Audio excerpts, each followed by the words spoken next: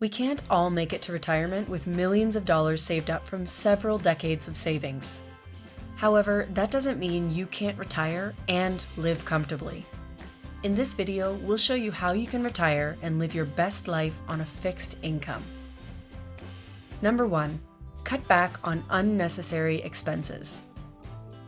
Cutting back on expenses is one of the ways where you can feel instantly richer without having any more money coming in.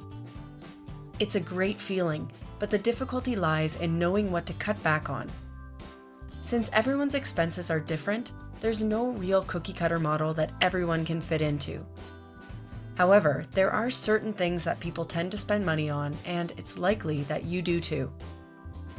For example, retirement is often seen as a time of relaxation, which can lead to a more lax lifestyle.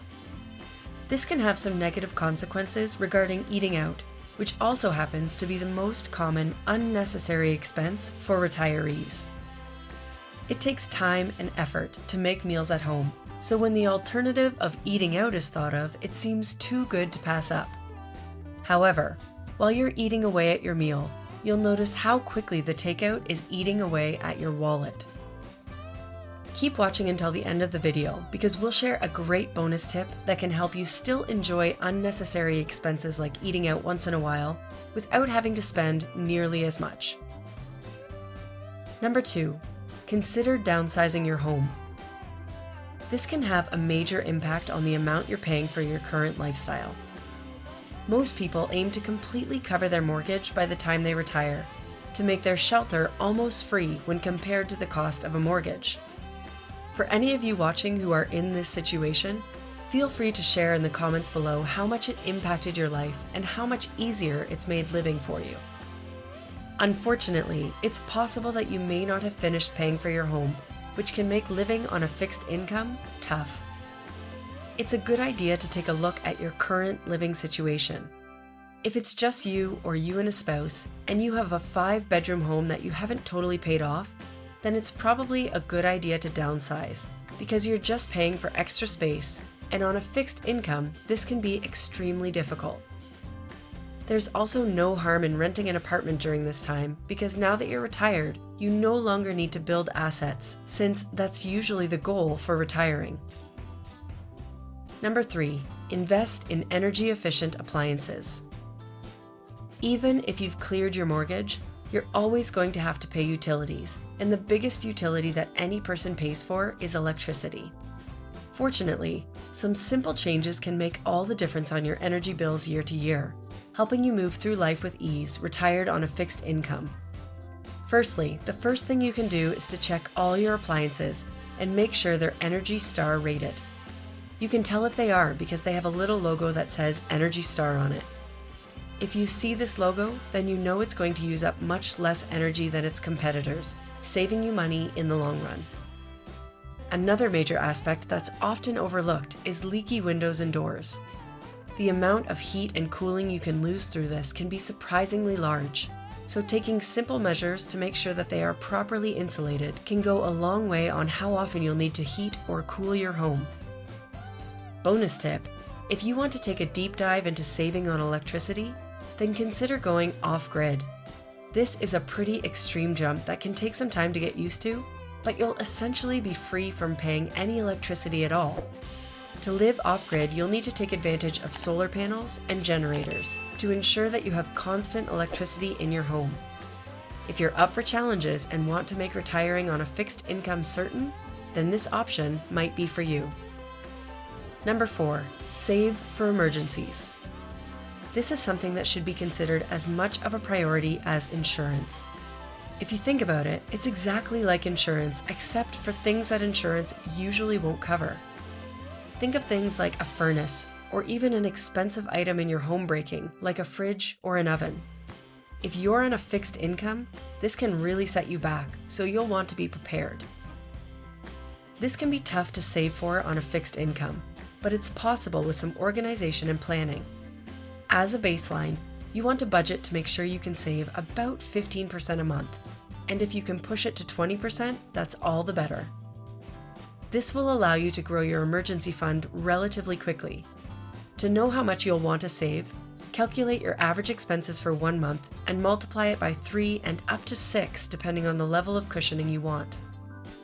A 3 to 6 month coverage is perfect for most cases and will allow you to cover major emergencies without dipping into debt, which is the last thing you want when you're retired on a fixed income. Number 5, budget your expenses. It's only logical to follow up saving for an emergency fund with budgeting, because it's one thing to know that you need an emergency fund, but it's another to actually effectively save for one. The great news is that budgeting will help you with more than just saving for an emergency fund. It'll also help you get a full understanding and picture of how you can live the life you want on a fixed income and enjoy it thoroughly. When it comes to budgeting, there are a few major steps you need to do. Firstly, you need to know how much money is coming to you. Secondly, you need to know what your expenses are. Once you have these two numbers, you'll want to find the difference by subtracting them. This number will give you clear insight into your financial health. If the number is positive, then you're doing some good work. The third step is the most challenging one, and it'll take some practice and experience to see what works for you.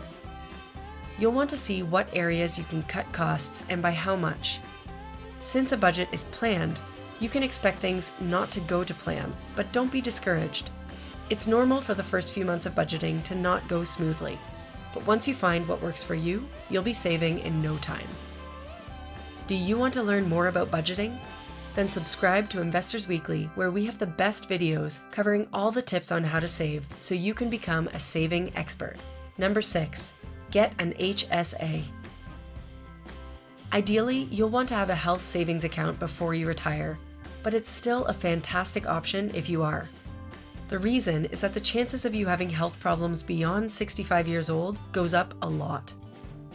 Unfortunately, this normal part of life can become extremely expensive, to the point that you can't even afford your life, especially if you're on a fixed income.